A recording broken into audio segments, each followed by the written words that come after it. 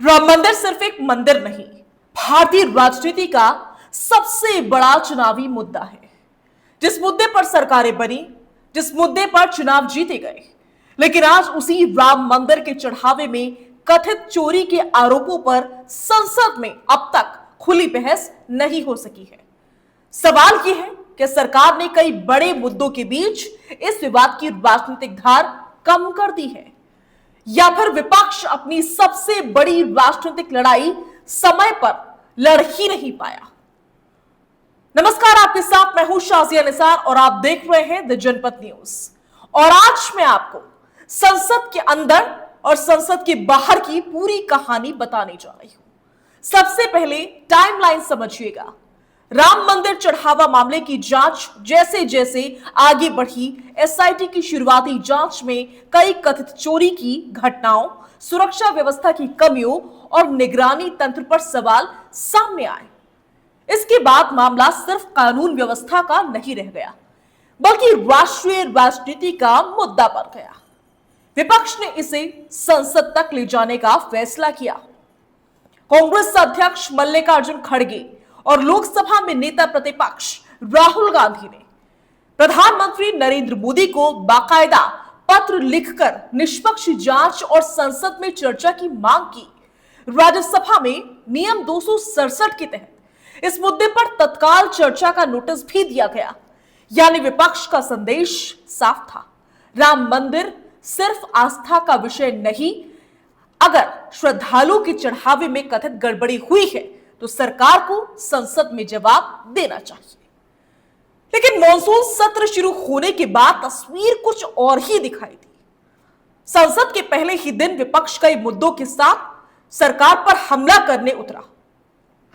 छात्र आंदोलन, परीक्षा और भर्ती से जुड़े विवाद, दूसरे राजनीतिक मुद्दे भी थे और राम मंदिर चढ़ावा मामला भी था। सब एक साथ एजेंडे में थे। नतीजा हंगामा हुआ, कार्रवाई बार बार स्थगित हुई, लेकिन राम मंदिर पर अलग से विस्तृत बहस नहीं हो सकी। यहीं से सबसे बड़ा राजनीतिक सवाल खड़ा होता है, क्या विपक्ष ने एक साथ बहुत सारे मुद्दे उठाकर अपने ही सबसे असरदार मुद्दे की धार कम कर दी है, या फिर सरकार की रणनीति सफल रही? क्योंकि सरकार का रुख लगातार यही रहा कि जांच चल रही है, गिरफ्तारियां हो चुकी हैं और कानून अपना काम कर रहा है। सरकार ने बहस की बजाय जांच प्रक्रिया पर जोर दिया। फिर इस मामले में सुप्रीम कोर्ट की भी एंट्री हो गई।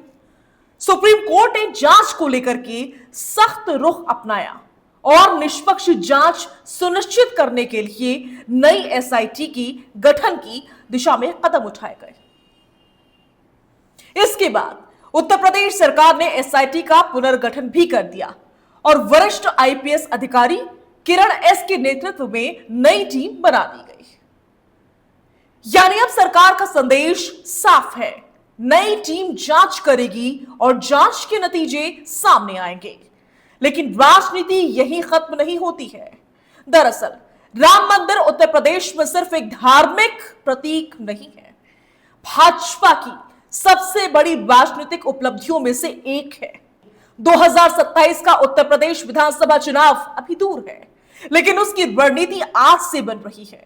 अगर जांच में और बड़े खुलासे होते हैं, अगर नई एसआईटी की रिपोर्ट में नई बातें सामने आती हैं, तो विपक्ष इस मुद्दे को भाजपा की नैतिक जवाबदेही से जोड़ने की कोशिश करेगा।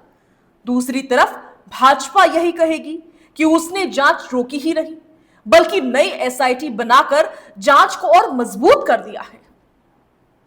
यही सबसे बड़ा सवाल पैदा होता है, क्या सरकार ने कई दूसरे मुद्दों के बीच इस विवाद की राजनीतिक धार कम कर दी है, या फिर विपक्ष अपनी रणनीति तय करने में चूक गया है? क्योंकि अगर विपक्ष इस मुद्दे को लगातार संसद के केंद्र में रख पाता तो शायद राष्ट्रीय बहस का रुख अलग होता। लेकिन संसद में हर दिन नए मुद्दे आते रहे, हंगामा होता रहा और राम मंदिर पर अलग से बहस कई पीछे छूटती चली गई। हालांकि कहानी अभी खत्म नहीं हुई है। मॉनसून सत्र अभी भी जारी है। अगर नई एसआईटी की जांच में कोई बड़ा खुलासा होता है, अगर विपक्ष दोबारा इस मुद्दे पर आक्रामक होता है तो राम मंदिर चढ़ावा मामला फिर संसद के केंद्र में लौट सकता है। और अगर ऐसा होता है तो यह सिर्फ एक आपराधिक जांच का मामला नहीं रह जाएगा, बल्कि 2027 के उत्तर प्रदेश चुनाव की राजनीति का भी सबसे बड़ा मुद्दा बन सकता है। अब 3 सवाल आपके सामने हैं। क्या संसद में राम मंदिर चढ़ावा मामले पर अलग से बहस होनी चाहिए?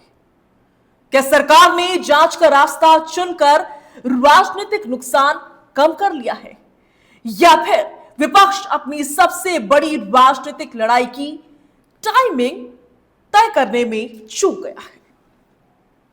क्योंकि एक बात तय है, राम मंदिर का मुद्दा भारतीय राजनीति से कभी बाहर नहीं गया। अब देखना सिर्फ इतना है, क्या यह मामला अदालत और एसआईटी तक सीमित रहेगा या फिर संसद और 2027 के उत्तर प्रदेश चुनाव दोनों की ही राजनीति का सबसे बड़ा मुद्दा बनने वाला है? आपकी राय क्या है, कमेंट करके जरूर बताइएगा।